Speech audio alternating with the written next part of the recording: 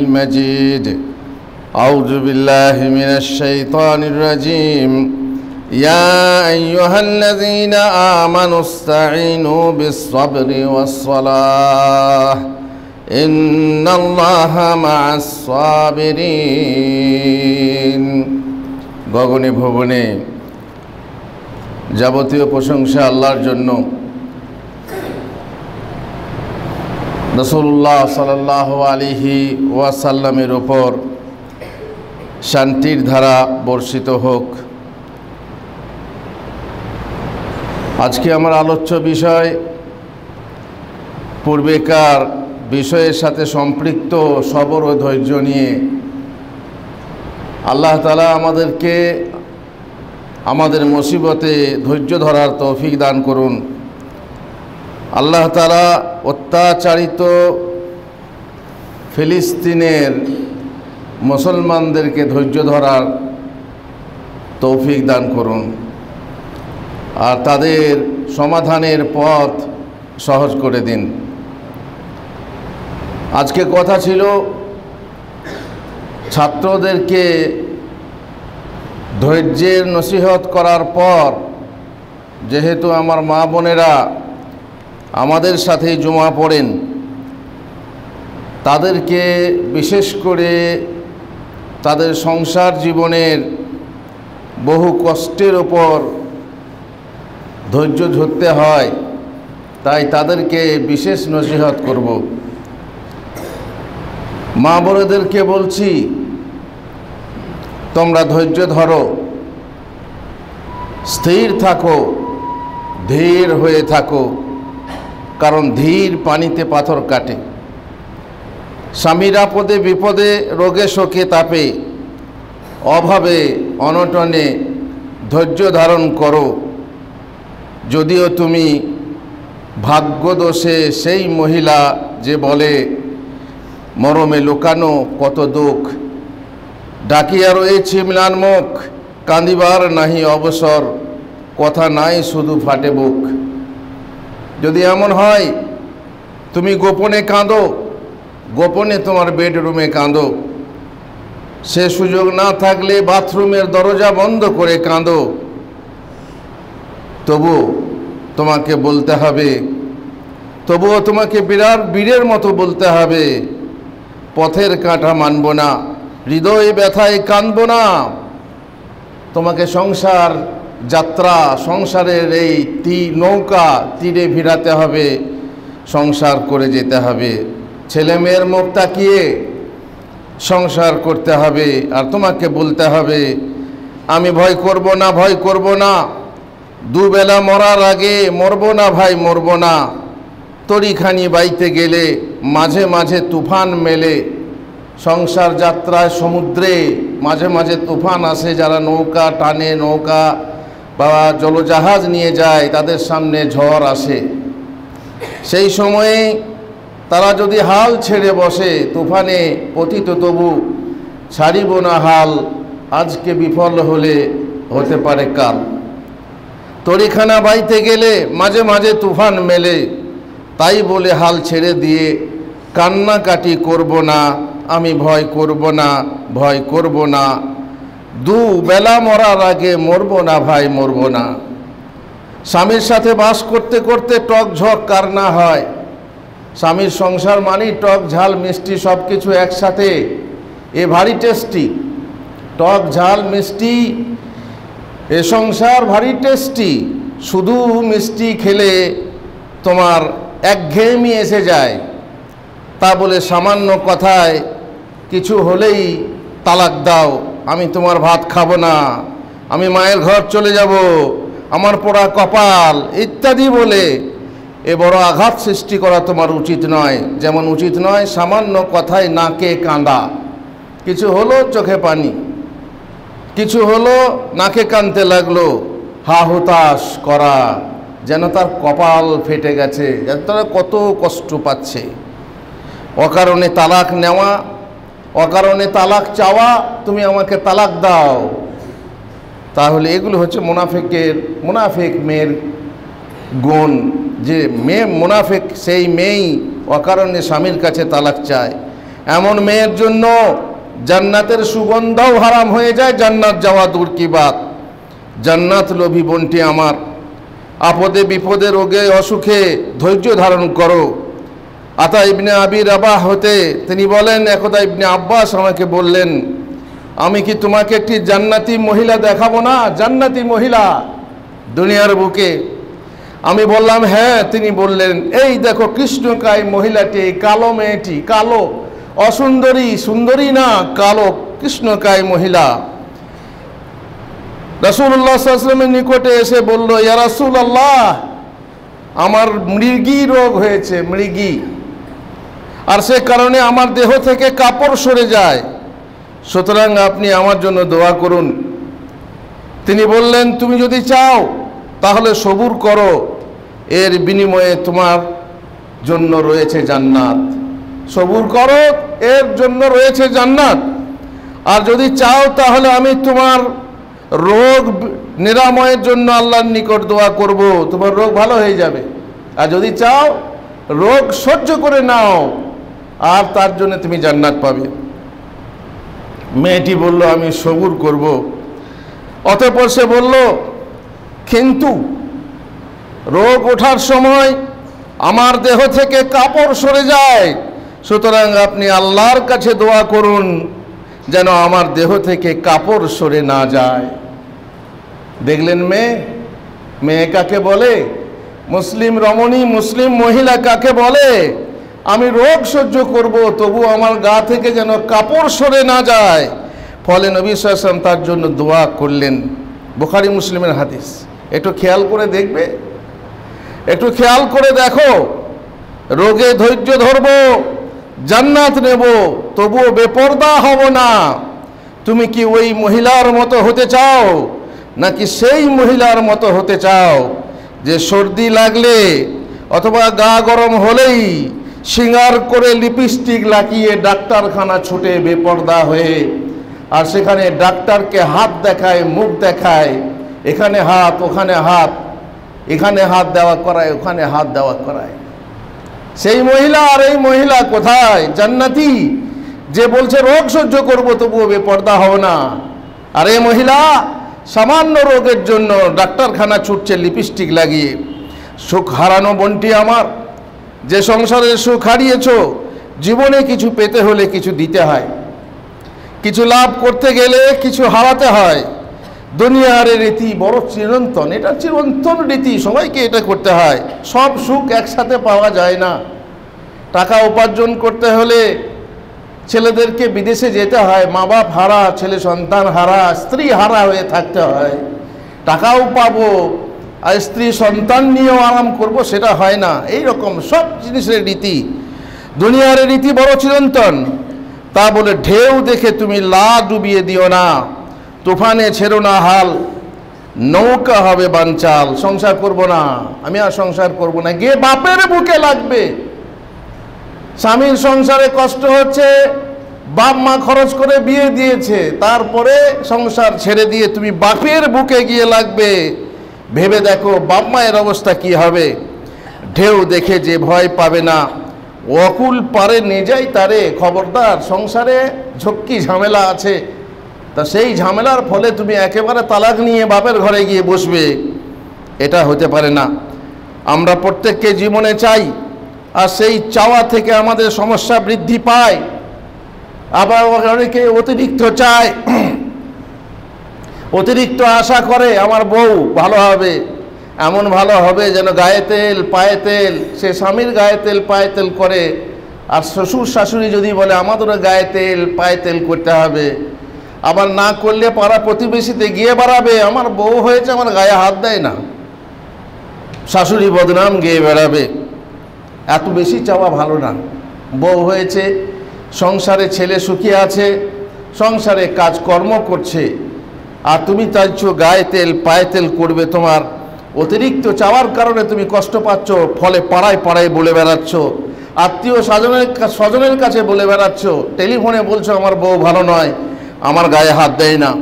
এটা শুধুমাত্র বেশি চাওয়ার জন্য এটা হয়ে থাকে। তুমি বলছো সংসার চাই, সংসারে এ ঘর থেকে ওই ঘর চাই, ভালো ঘর চাই, ভালো কিচেন চাই, টাইল চাই, কার্পেট চাই, এসি চাই, চাওয়ার কোনো শেষ নেই।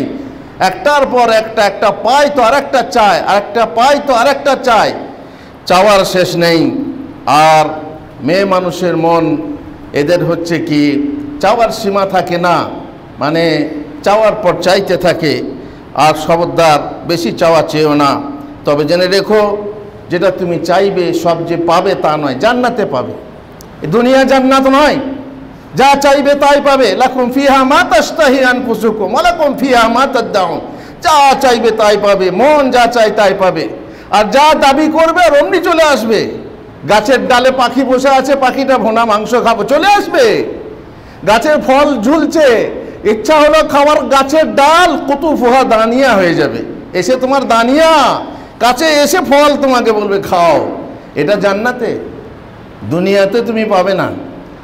তুমি শ্বশুর বাড়ি গেলে, সেখানে গিয়ে দেখলে যে আমার সবাই ভালো, শ্বশুর ভাসুর দেওয়ারা ভালো, সব ভালো, কিন্তু আমার মিনসেটা কপাল পড়া।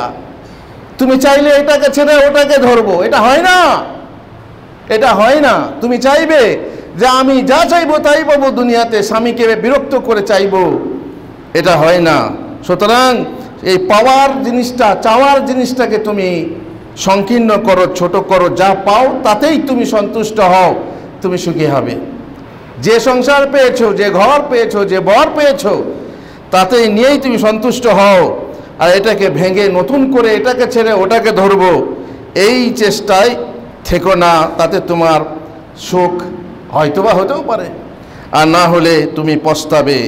অতএব কে বলো, কে চাওয়ার মতো পাওয়া পেয়েছে বলো? পাওয়ার মতন পাওয়া যাহে কহে, সহজ বলি সহজ তাহা নহে, দৈবে তারা তাহা মিলে। খবরদার, কেউ পাওয়ার মতো পায়নি। সবারই জীবনে দেখবে চাহিদা আছে। আর মেয়ে মানুষের মন হাজার দিলেও অভাব যায় না, তো হাজার দিলেও যায় না অভাব। মেয়ে লোকের এমনি স্বভাব। খবরদার, তোমার স্বভাবটাকে চেঞ্জ করো, তাহলে দেখবে সুখ পাবে। সবুর করো, ধৈর্য ধরো, সুখ পাবে। অতি বড় ঘরণী না পায় ঘর, আর অতি বড় সুন্দরী না পায় বর। জীবনে তাকিয়ে দেখো, তোমার সংসারে কত সুন্দরী মেয়েটা ছিল, সে এমন বর পেয়েছে যে কাকের ঠোঁটে আঙ্গুর হয়ে গেছে। আবার কেউ আবার ভালো থেকে নিচে, নিচে থেকে ওপরে গেছে। আর অতি বড় ঘরণী, সে ঘরও পায়নি।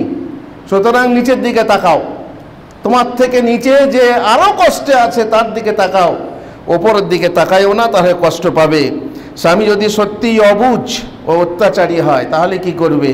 স্বামী সত্যিই তোমার ভাগ্যে পড়ে গেছে এমন স্বামী যে অত্যাচারী, তাহলে ধৈর্য ধরো। সে যদি তার নিজের হক কড়াই গন্ডায় আদায় করে নেয় এবং তোমার হক আদায় না করে, তাহলে ধৈর্য ধরো। বুঝিয়ে আত্মীয়কে সালিশ মেনেও যদি না পারো, তাহলে তুমি যথা নিয়মে স্বামীর হক আদায় করো এবং তোমার নিজের হক আল্লাহর কাছে চেয়ে নাও। পারবে তুমি ধৈর্য ধরতে?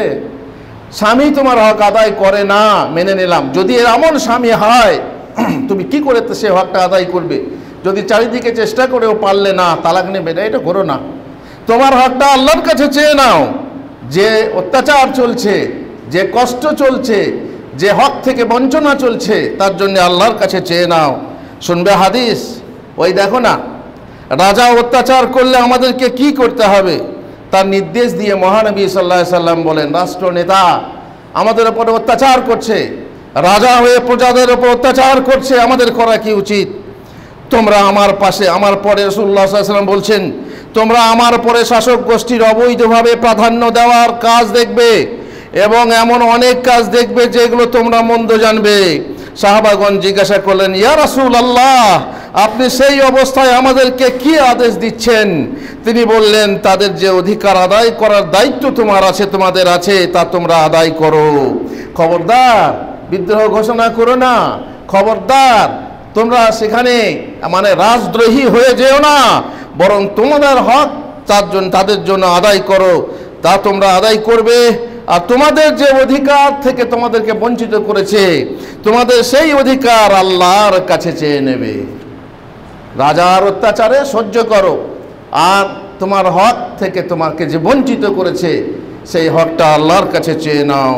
আর জেনে রেখো অত্যাচারীর বদদুয়া, এটা খেয়াল করা দরকার, রাজাকেও খেয়াল করা দরকার, আর ঘরের রাজা শ্বশুর শাশুড়িকেও খেয়াল করা দরকার যে বউটাকে অত্যাচার করছি, বধূ নিপীড়ন করছি, বধূ নির্যাতন করছি, এই বধূ অত্যাচারিত বধূ যদি আল্লাহর কাছে এক ফোঁটা পানি মুসাল্লায় ফেলে বদদুয়া করে, জীবনে বদদুয়া লেগে যাবে। অত্যাচারিতের বদদুয়ার মাঝে আল্লাহর মাঝে কোনো পর্দা নেই।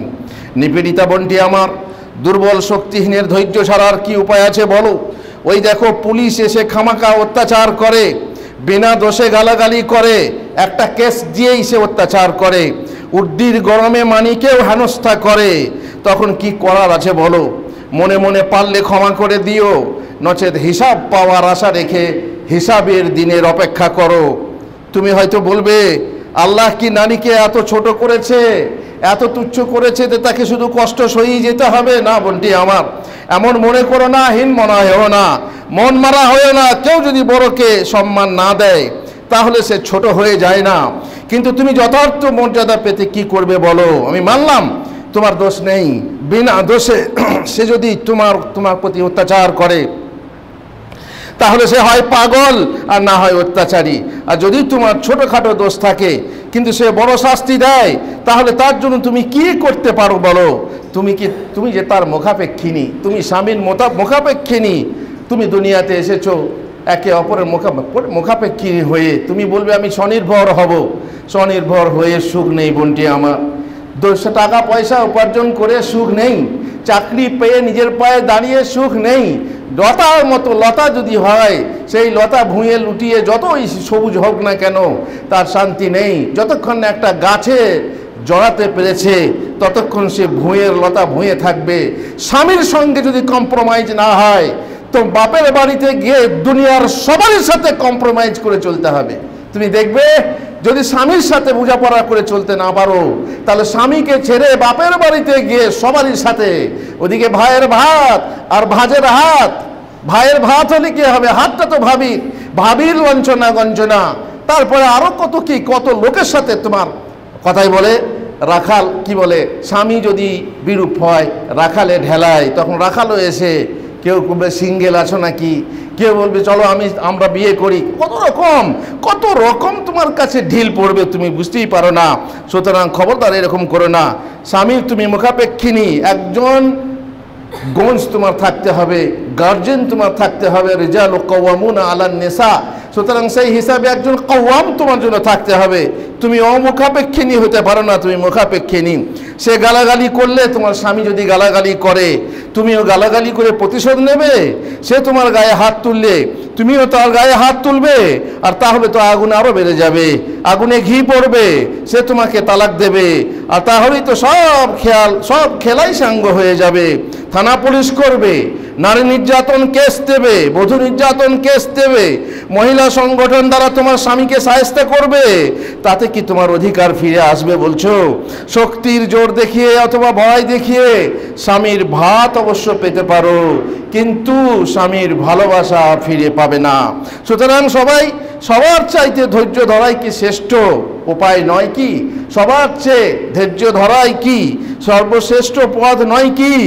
বিমাতা বিষের ঘর, যেখানে তুমি অত্যাচারিতা হও, সেখানে যদি তুমি অত্যাচারের রোলার দেখো, তাহলে পিতার কাছে বিচার না পাও, তাহলেও ধৈর্য ধরো। শ্বশুর বাড়ি যেমনই হোক সব কিছুর ব্যাপারে ধৈর্য ধরো।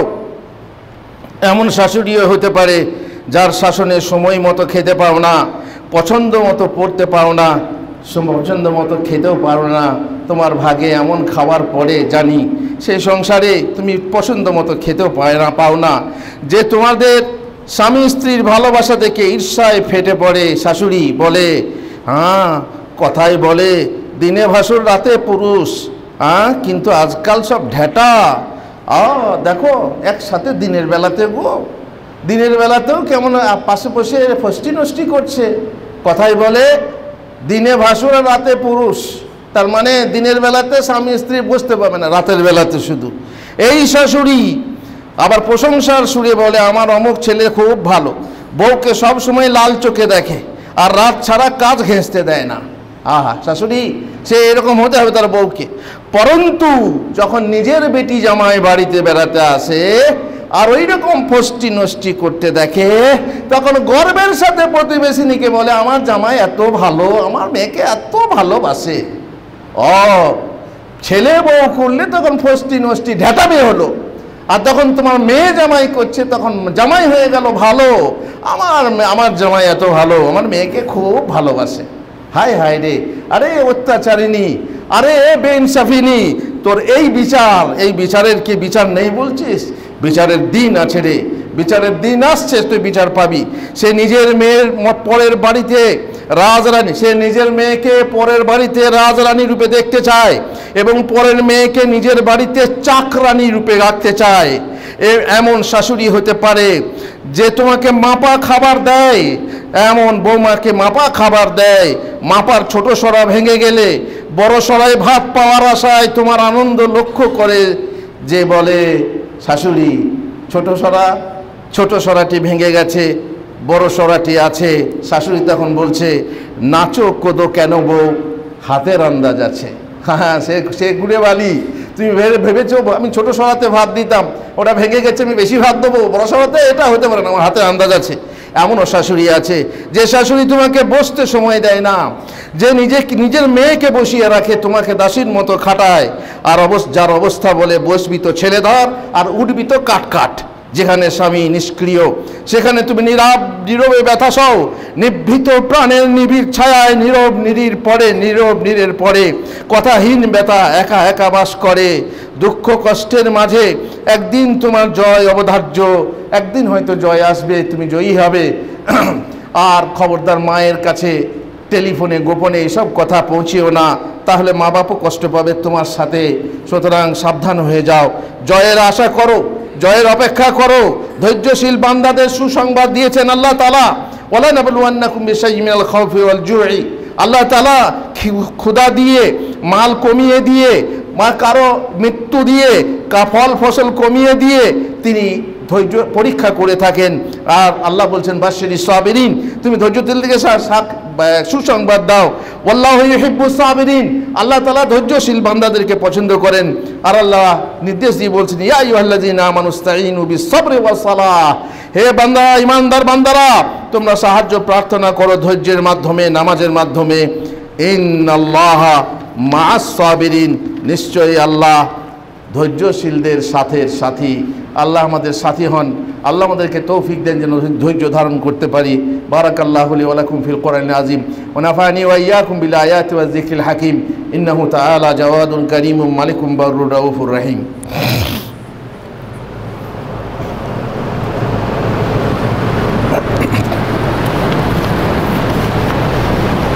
আলহামদুলিল্লাহি রাব্বিল আলামিন ওয়াস সালাতু ওয়াস সালামু আলা রাসূলিহিল কারীম ওয়া আলা আলিহি ওয়া সাহবিহি আজমাইন। আমি বলছিলাম, বোনটি আমার, পরের বাড়িতে বউ হয়ে গেছো, সেই সংসারে যদি কোনো কষ্ট হয় ধৈর্য ধারণ করো। ধীর পানিতে পাথর কাটে। ভয় করো না মা আমার, ভয় করো না সোনামণি, ভয়কে করো জয়। আল্লাহ যাদের সাথী নাইকো তাদের ভয়। একটু আগে শুনলেন, আল্লাহ মা'আস সাবিরিন, আল্লাহ তাআলা ধৈর্যশীলদের সাথী হন। তাহলে আল্লাহ যাদের সাথী নাইকো তাদের ভয়। ধাইল প্রচণ্ড ঝড়, বাধাইল রণ, কেশেষে হইল জয়ী, মৃদু সমীরণ। যে রয় যে সয়, সে রয় সেই থাকবে। কোনো কষ্ট যদি তোমার নিজের দোষের কারণে হয়, তাহলে তুমি নিজেকে সংশোধন করো, নিজের আত্মসমীক্ষা করো, আত্মসমালোচনা করে দেখো তোমার কোনো দোষ আছে কি না। তাহলে নিজেকে সংশোধন করো। মিছে কান্নায় কি ফল আর, যাতে না ভোগো পুনঃ তারই উপায় করো সার। সবুরেতে মেওয়া ফলে, ওতলায় কি ফল ফলে, থাকতে হইল কাদায় চলে গুণ ফেলে। সুতরাং যখন পানি থাকবে না, কাদায় গুণ ফেলে চলতে হবে। যখন তোমার চলার পথ রুদ্ধ হয়ে যাবে, তখন সেই পথই তোমাকে গ্রহণ করে চলতে হবে। যখন তোমার সূর্যের আলোকে মেঘ এসে বাধা দেবে, তখন মেঘ চিরে আলো আনার চেষ্টা করতে হবে। যদি তোমার শক্তি থাকে ভালো, যদি না থাকে তাহলে আল্লাহর কাছে চাও, ধৈর্য ধরো। ওমাই ইয়াতাসাব্বার ইউসাব্বিরহুল্লাহ, যে ব্যক্তি ধৈর্য ধারণ করবে আল্লাহ তাকে ধৈর্য ধরার তৌফিক দেবেন। ওমা উতিয়া আহাদুন আতাআন খায়রান ওয়া আওসা মিনাস সাবর, আর কাউকে এমন কোনো দান দেওয়া হয়নি যে দান বেশি প্রশস্ত হতে পারে, যে দান শ্রেষ্ঠ হতে পারে সবুর ছাড়া। সবুর হচ্ছে শ্রেষ্ঠ দান আল্লাহর পক্ষ থেকে। ইন্নামা ইউওয়াফফাস সাবিরুনা আজরাহুম বিগাইরি হিসাব, যারা ধৈর্যশীল, যারা ধৈর্য ধরে তাদেরকে বিনা হিসাবে তাদের পারিশ্রমিক দান করা হবে। ওসামা বিন যায়েদ তিনি বলছেন আরসালাত বিনতুন নবী সাল্লাল্লাহু আলাইহি ওয়াসাল্লাম, রাসূলুল্লাহ সাল্লাল্লাহু আলাইহি ওয়াসাল্লামের কন্যা রাসূলুল্লাহ সাল্লাল্লাহু আলাইহি ওয়াসাল্লামের কাছে খবর পাঠালেন, ইন্না ইবনি কাদ ইহতাদির ফাশহাদনা, আমার বেটা মরতে বসেছে, আমার ছেলে মরে যাচ্ছে, আব্বা আপনি আসুন দেখে যান, আমার ছেলে মরে যাচ্ছে। ফা আরসালা ইউকরিউস সালাম, তিনি গেলেন না, তিনি সালাম পাঠিয়ে বললেন যে তাকে বলো, ইন্না লিল্লাহি মা আখাযা ওয়া লাহু মা আতা ওয়া কুল্লু শাইইন ইনদাহু বিআজালিন মুসাম্মান ফালতাসবির ওয়াল তাহতাসিব। আমার মেয়েকে বলো যে আল্লাহ তাআলা যা দিয়েছিলেন তারই, আর যা নিয়েছেন তারই, কারণ তিনি আমানত দেন ছেলে সন্তান। তোমার ছেলে মারা গেছে বলে তুমি অধৈর্য হয়ে মানে কাতারে কাতারে তারপরে কাতরে কাতরে কান্না করবে তা নয়, বরং ধৈর্য ধারণ করো। ওয়ালাহু মা আতা ওয়া কুল্লু শাইইন ইনদাহু বিআজালিন মুসাম্মা, প্রত্যেক জিনিসের এক একটা নির্দিষ্ট সময় আছে, যতদিন থাকার ততদিন থাকবে, তুমি বেঁধে রাখতে পারো না। ফালতাসবির, সে যেন সবুর করে, ওয়াল তাহতাসিব, এবং সওয়াবের আশা করে। সবুর এবং সওয়াবের আশা করলে কাল কিয়ামতের দিনে ওই ছেলে সুপারিশ করে তোমাকে জান্নাতে নিয়ে যাবে। আল্লাহ তাআলা বলেছেন হাদিসে কুদসি, মা লি আবদিন মুমিন ইনদি জাযাউন ইযা কাবাজতু সাফিয়াহু মিন আহলিদ দুনিয়া সুম্মা ইহতাসাবাহু ইল্লাল জান্নাহ, আমি যখন বান্দার একজন বেশ প্রিয় জিনিসকে ছিনিয়ে নিই, যেমন ছেলে সন্তান ছিনিয়ে নিই, এবং সে তাতে ধৈর্য ধারণ করে আর সবুর করে, তাহলে তার বদলা আমি তাকে দেবো জান্নাত।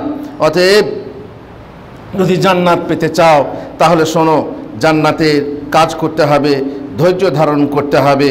রাসূলুল্লাহ সাল্লাল্লাহু আলাইহি ওয়াসাল্লাম বলেছেন, বড় পরীক্ষার বড় প্রতিদান রয়েছে। আল্লাহ তাআলা যখন কোনো জাতিকে ভালোবাসেন তখন তাকে পরীক্ষা নেন, আর ফলে তার যে সন্তুষ্টি বা যে সন্তুষ্টি প্রকাশ করবে, তার মানে ধৈর্য ধরে সন্তুষ্ট হবে, তার জন্য আল্লাহর সন্তুষ্টি রয়েছে। আর যে আল্লাহর পরীক্ষায় অসন্তুষ্ট হবে তার জন্য রয়েছে আল্লাহর সন্তুষ্টি। নবী সাল্লাল্লাহু আলাইহি ওয়াসাল্লাম বলেছেন, খবরদার এইভাবে অধৈর্য হয়ে একটা পথ অনেক মানুষ বেছে নেয়, বিশেষ করে মেয়েরা, আত্মহত্যার পথ। বাপের বাড়িতে ধমক খাচ্ছি, কষ্ট করে সংসার কর, শ্বশুর বাড়িতে আমি কোনো রাস্তা পাচ্ছি না, তখন শেষ পথ হচ্ছে আত্মহত্যার পথ। খবরদার আত্মহত্যার পথ অধৈর্য হয়ে বেঈমানের মতো, ইমান যাদের কম, তা দুর্বল ইমান, তারা এরকমই করে। আল্লাহর ফয়সালার জন্য অপেক্ষা করে না, বরং নিজের ফয়সালাকে নিজেই করতে চায়, নিজের জানকে সে নিজে নষ্ট করে দেয়, হত্যা করে নিজেকে আত্মহত্যা করে। আর সেই আত্মহত্যার ফলে ভাবে কি আমি পথ পেয়ে গেলাম। আত্মহত্যা কিন্তু সমাধানের পথ নয়, আত্মহত্যা কিন্তু শান্তির পথ নয়। মরলো বেঁচে গেল, মরলো শান্তি পেয়ে গেল, এটা নয়। মরার পরে কি হবে সেটা তুমি জানো না। বড় পরীক্ষার বড় কি বলে, রাসূলুল্লাহ সাল্লাল্লাহু আলাইহি ওয়াসাল্লাম বলেছেন, যে ব্যক্তি কোনো পাহাড় হতে নিজেকে ফেলে আত্মহত্যা করবে সে ব্যক্তি জাহান্নামেও সর্বদা চিরকালের জন্য নিজেকে ফেলে অনুরূপ শাস্তি ভোগ করবে। যে ব্যক্তি বিষ খেয়ে আত্মহত্যা করবে সে ব্যক্তি জাহান্নামেও চিরকালের জন্য বিষ পান করে যাতনা ভোগ করবে। আর যে ব্যক্তি লৌহদণ্ড, ছুরি ইত্যাদি আঘাত করে নিজেকে আত্মহত্যা করবে সে ব্যক্তি জাহান্নামে ওইরূপ লৌহখণ্ড বা ছুরিকা দ্বারা সর্বদা ও চিরকালের জন্য নিজেকে আঘাত করে যাতনা ভোগ করবে। অতএব মরণের পরে শান্তি আছে এটা ভেবো না, আত্মহত্যা করে মরার পরে আরাম পেয়ে যাবে এটা ভেবো না। ধৈর্য ধরো, ধৈর্য ধরাতে ফল আছে। ধৈর্য ধরা সবুরে মেওয়া ফলে, আর সবুরের ছাল তিক্ত হলেও তার ফল বড় মিঠা হয়। তুমি সংসার করো, সংসার ভেঙে দিও না, অধৈর্য হইও না। আল্লাহ যেন ধৈর্য করার তৌফিক দান করেন। আল্লাহুম্মা আমিন। ওয়া সাল্লাল্লাহু আলা নবিয়িনা